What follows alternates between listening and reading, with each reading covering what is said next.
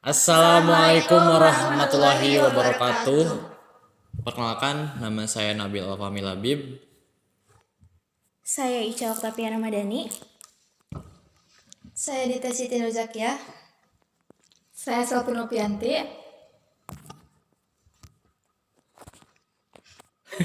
Sorry ya guys, jadi kan ini cuma satu ya, jadi kita harus bagi-bagi ya guys. Nah, kali ini kita bakal ngebahas tentang cuti pegawai ya teman-teman. Kebetulan kami satu kelompok mau ngebahas tugas dari Pak Budi, tugas kepegawaian. Jadi kita mau ngebahas yang tadi tentang cuti pegawai.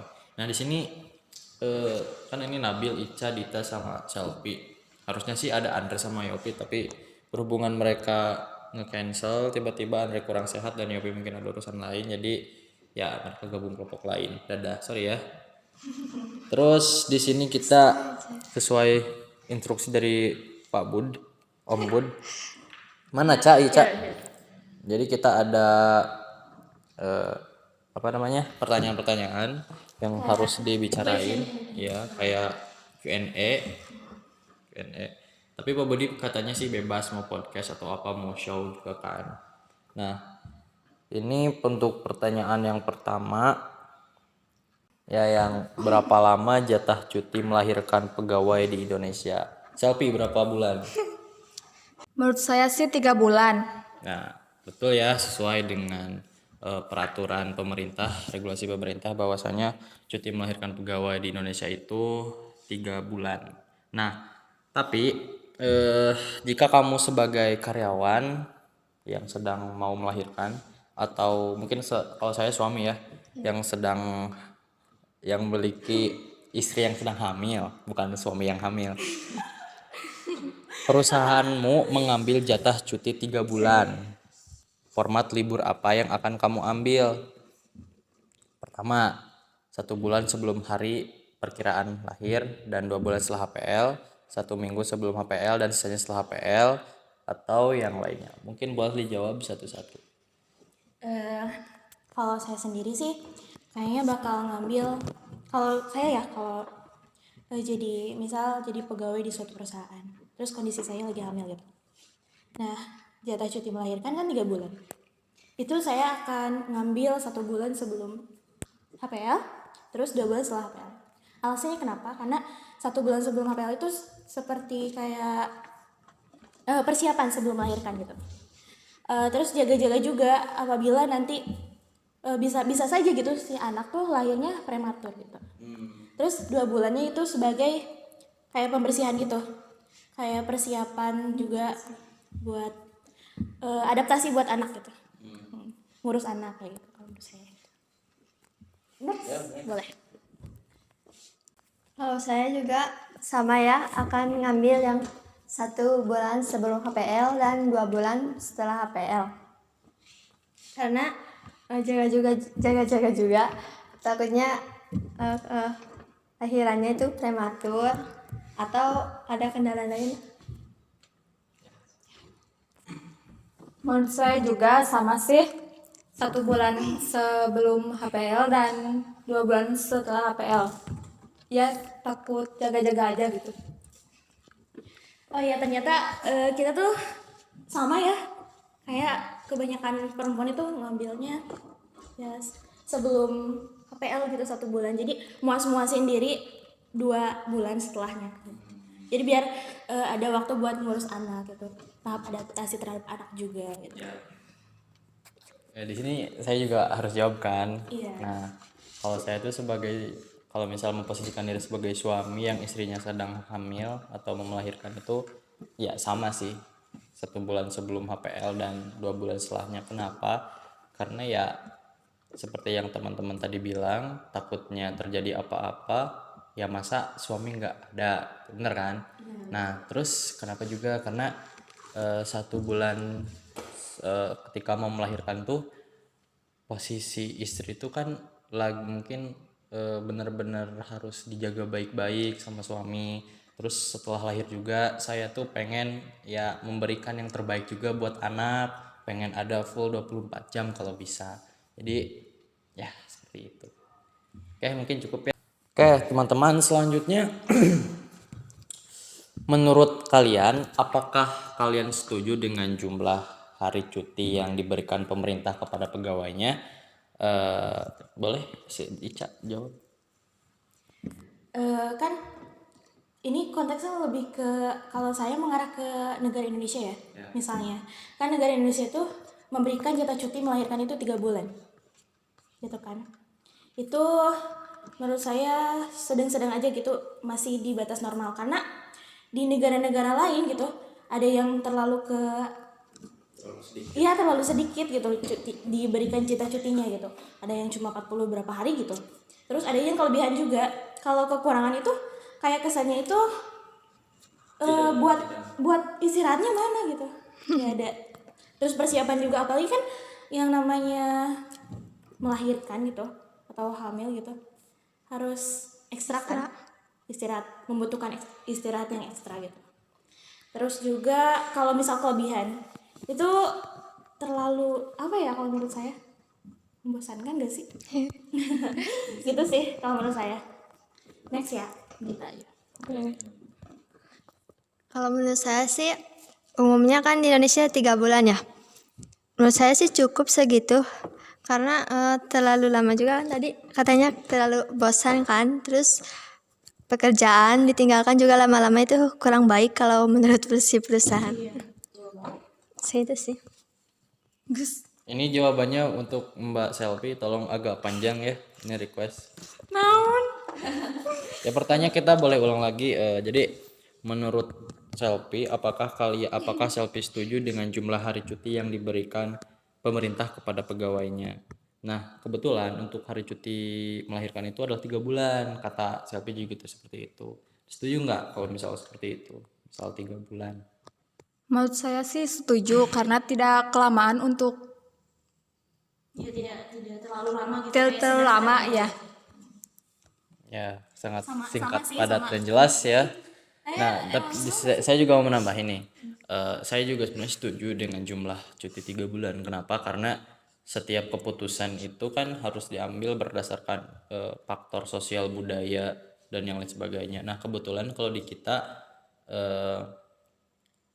2 bulan setelah melahirkan itu mungkin si bayi, kalau misal bayi normal ya, bisa ditinggalkan kan, maksudnya bisa ditinggalkan dengan ibu asuhnya. Nah, jadi ya fine fine aja. Kenapa? Karena kalau misal kelamaan juga tadi kan katanya bosan atau apa, sebenarnya lebih ke kasihan perusahaannya sih, kasihan instansinya, banyak apa harus handle karyawan lain kan. Siapa tahu pimpinan justru malah mikir, ini kalau kamu ambil cuti kebanyakan lebih baik saya cari lagi karyawan yang gak hamil-hamil, bener kan? Nah, itu sih. Terus kalau kesedikitan juga, ke kedikitan juga ya gak baik lah buat, jadi kan satu orang Bayinya buat ibunya juga. ya, kesehatan ibu dan bayi juga ya gimana ya gitu. Jadi ya 3 bulan itu udah cukup dan udah paling bener sih kalau menurut saya. Oke, kita ke next pertanyaan. Apakah suami juga perlu diberikan cuti support melahirkan dan mengasuh bayi ketika ada cuti melahirkan buat istri? Kita buat sesi ini jawab bareng-bareng. Setuju atau tidak setuju suami diberikan cuti support? 1, 2, 3. Setuju. Wah, menarik nih. Mungkin saya boleh jawab duluan ya. Soalnya kan saya nanti bakal jadi suami.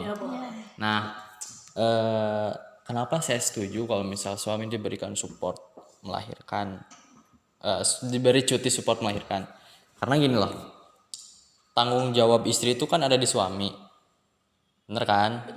Bener kan? Nah, harusnya seorang suami kan ada full buat si istri ketika hal-hal yang kayak gitu, ketika momen-momen yang kayak gitu, khususnya ketika mau melahirkan itu kan momen yang sakral ya. Gimana mau nggak sakral, kan itu yang lahir tuh anak saya. Gimana Tapi kalau misal anak orang gimana? ya, kan di sini suaminya.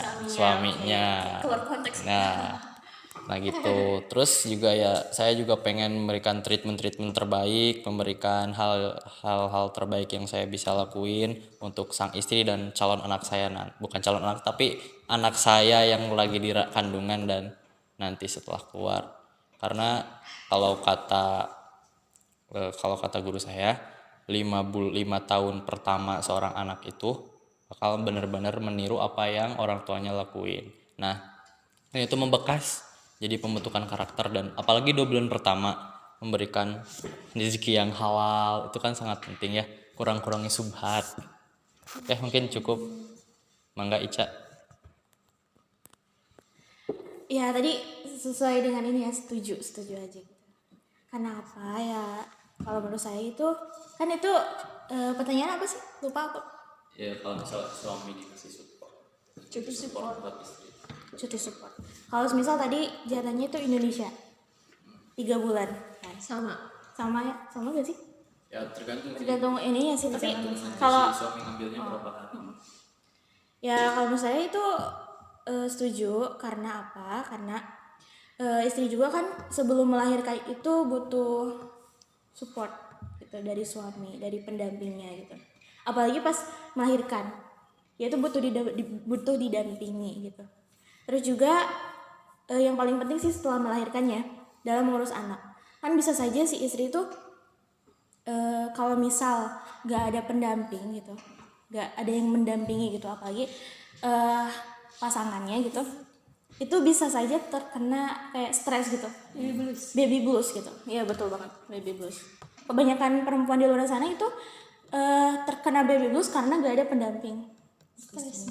Karena stresnya itu berlebihan gitu, jadi lebih ke marah-marah, bahkan lebih dari itu, bahkan bisa parah sih gitu. Jadi betul banget.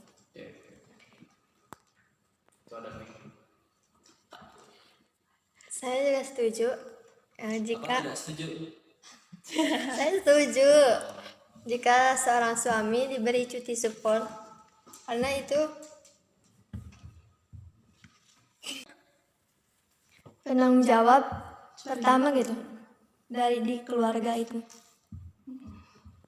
Terus takutnya si istri teh pas lahirin tuh takutnya kurang darah gitu, kehabisan darah kan. Bisa yang utamain itu si suami ya.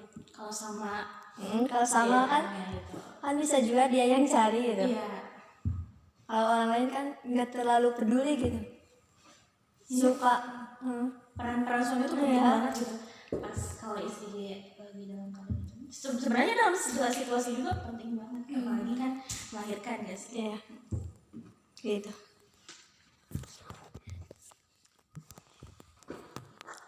Menurut saya sih setuju ya, karena seorang istri itu butuh pendamping dari suaminya. Karena kalau sudah melahirkan itu tidak mungkin harus sendiri, harus menjaga anaknya sendiri, kan butuh support, butuh semangat dari seorang suami dan butuh bantuan juga dari suaminya gitu.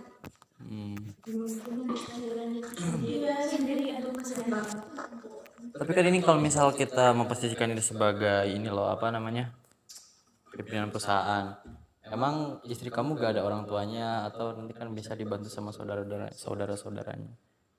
itu sih.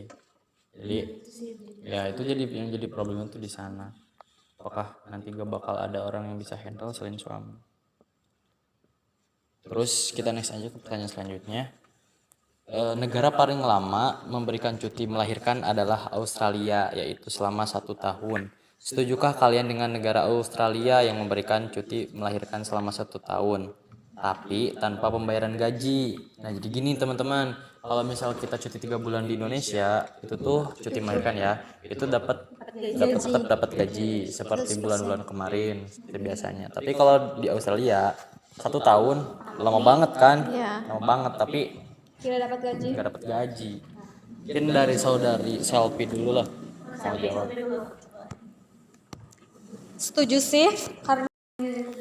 Setuju karena tidak mendapatkan gaji. Jadi Lah kita mah setuju. Maksudnya dia tuh Maaf ya kayaknya guys, jadi ini gak bakal saya cut sebenarnya, gak apa-apa. Jadi saudara Selvi tadi bilang bahwa dia tuh setuju sama cuti yang diberikan di Australia. Boleh lebih lanjutkan lagi? Dilanjutkan. Kan Tidak dapat uang. tidak dapat uang. Dapat gaji ya. Selama 1 tahun libur. Ya setuju cutinya. Berarti Selvi kalau misal suruh memilih antara cuti 3 bulan dengan gaji 1 tahun tanpa gaji gitu. atau 1 tahun tanpa gaji. Gaji aja. Dan alasannya apa kalau boleh tahu? karena suami saya kaya. Saya tidak rugi. Oh, berarti tidak setuju. Tidak setuju.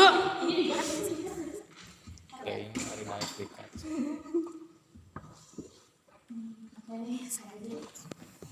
Oke guys, kita balikan deui guys tina pertanyaan yang jadi negara paling lama memberikan cuti melahirkan adalah negara Australia, yaitu selama 1 tahun.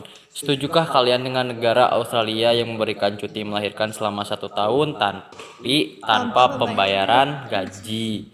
Nah, gimana nih, Cak, kalau menurut Ica? Kalau menurut saya tuh ya saya kan tinggal di Indonesia, tapi kalau ditanya itu saya lebih baik ya cuti yang diberikan di Indonesia sih, 3 bulan itu. Alasannya kenapa? 1 tahun itu terlalu lama menurut saya. Dan itu juga apalagi tanpa gaji. Saya akan setuju apabila salah satu dari pihak kayak istrinya atau suaminya itu memiliki usaha. Itu kan bisa gak terlalu lama kalau kayak gitu. Jadi dapat penghasilan gitu. Kalau misal 1 tahun. Kalau misal 1 tahun tanpa gaji kan tanpa gaji. Masa nganggur terus gitu. Masa nganggur terus? Kan uang juga butuh. Justru utama gak sih? Kalau dapat waktu kalau gak dapat uang. iya betul. Nah, saya bakal setuju kalau misal punya usaha lain gitu, punya bisnis lain yang dikerjakan sama, jadi kita tuh sebagai bosnya gitu. Gitu. Jadi jawabannya tidak setuju. Itu terlalu lama. Ini ngebahas. Kalau saya sih setuju-setuju aja ya. Kan karena mungkin ya orang Australia tuh kaya-kaya gitu. Punya banyak perusahaan. Nah, kalau cuti selama 1 tahun itu kayaknya apalagi nggak bekerja, menurut saya itu nggak rugi juga buat si pegawainya ya. Kurang lebih sama nggak sih? Jawabannya. Ya. Kalau dari Selvi gimana Sel? Menurut saya setuju ya, karena tidak merugikan juga Pada siapa? kepada Australianya, tidak merugikan juga.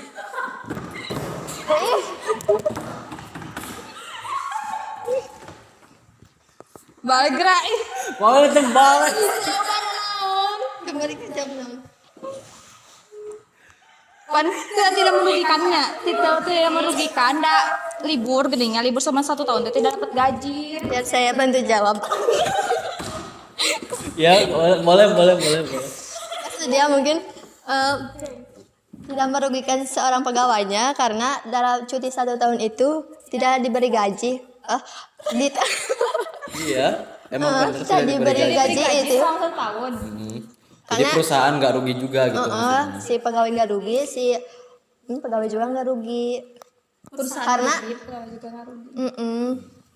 Ya, kalau menurut saya juga sih sebenarnya setuju sih sama yang dilakukan Australia dengan kebijakannya. Kenapa? Mungkin karena faktor sosial sama faktor lainnya juga, faktor budaya dan lain sebagainya juga mungkin mensupport mereka buat ngasih cuti 1 tahun dengan tanpa gaji. Bisa jadi kan tadi kalau misal kata Dita atau kata Ica ya tadi kaya-kaya ya.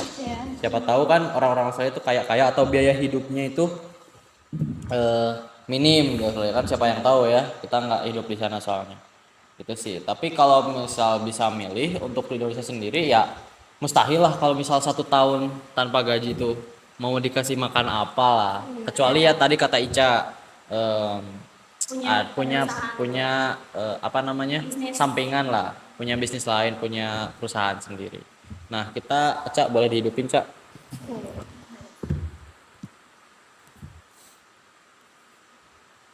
Nah, pertanyaan selanjutnya, jika dibandingkan dengan Indonesia, 3 bulan gaji pokok dibayar. Ngerti pertanyaannya? Madi ya. No ya? Nah, iya. Oke guys, lanjut ke pertanyaan selanjutnya. Jika dibandingkan dengan Indonesia, 3 bulan dengan gaji pokok dibayar 100%. Dengan Australia 1 tahun tanpa gaji, kalian lebih memilih negara mana? Nah, sebenarnya ini tadi udah terjawab ya. Hampir sama jawabannya. Mungkin kalau bisa Selfie sama Dita mungkin lebih condong ke Australia, gak apa-apa. Nah, kalau misal Ica sama saya juga sih sebenarnya kita setuju sama regulasi yang ada di Indonesia karena tadi juga udah disebutin alasannya apa saja.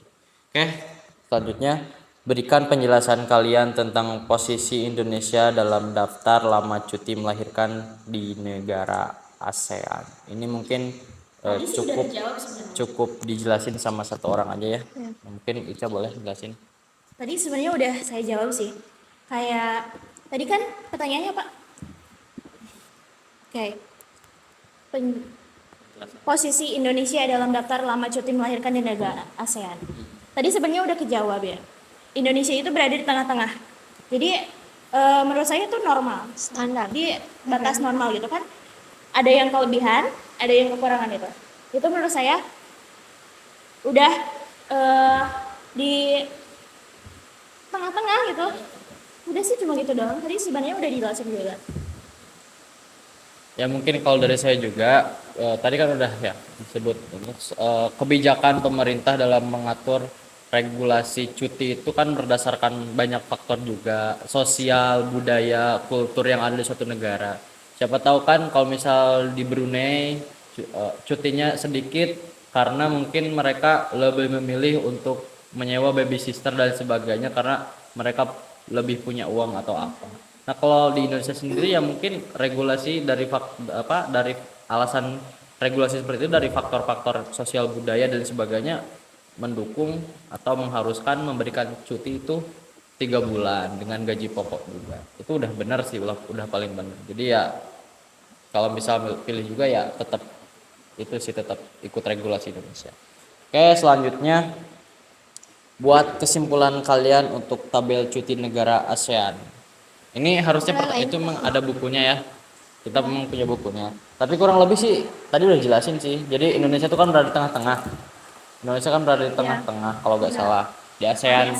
Kalau di ASEAN. Nah, Ini nggak ada ya lain. iya, Ini umurnya juga 90 hari sih. iya. Jadi mungkin cukuplah kalau ngebahas pertanyaan ini. Terus pertanyaan selanjutnya, berikan masukan logis dan realistis kalian untuk pemerintah mengenai lama cuti melahirkan. Nah, kalau dari saya sendiri saya dulu ya, karena pemerintah ini dalam memberikan cuti ya mungkin banyak pertimbangan juga. Saran dari saya, sebaiknya kalau misal perusahaan suami dan istri itu terpisah, sebaiknya dua-duanya dikasih cuti. Tapi kalau misal perusahaan istri dan suami itu sama, ada baiknya cuti suami itu dikurangi. Kenapa? Karena saya juga memposisikan diri sebagai orang yang punya instansi tersebut. Kalau misal ada 2 orang sekaligus langsung nggak ada kan berat ya buat rekan-rekannya juga, buat harus ada PLH-nya dan sebagainya. Nah, terus kritikan yang lainnya juga tolong dong ini juga diberlakuin di perusahaan-perusahaan swasta karena nyatanya masih banyak perusahaan swasta yang benar-benar pelit kalau ngasih cuti melahirkan, apalagi buat suaminya ini suka susah. Nah, terus juga tolong kalau suami minta cuti ke perusahaan diringanin lah, maksud diringanin tuh gak perlu banyak tanya. Ya gitu sih cukup. Mungkin dari teman-teman ada tambahan? Tidak, sama aja sih. Sama. Tidak sama. Karena kalau misal cuti melahirkan diberikan terlalu sedikit itu kayak kesannya menyiksa pegawai itu. Iya gak sih? Menyiksa itu. Nah, tadi kan udah jelasin juga sebenarnya. Udah sih jadi Dan pertanyaan sama aja. pertanyaan ini Ini udah sama sih tadi pertanyaan selanjutnya itu ini pertanyaan terakhir ya. non pemerintah tadi kan udah dijelasin sama kamu juga. Iya. Udah sih Saya garis termasuk include pertanyaan selanjutnya.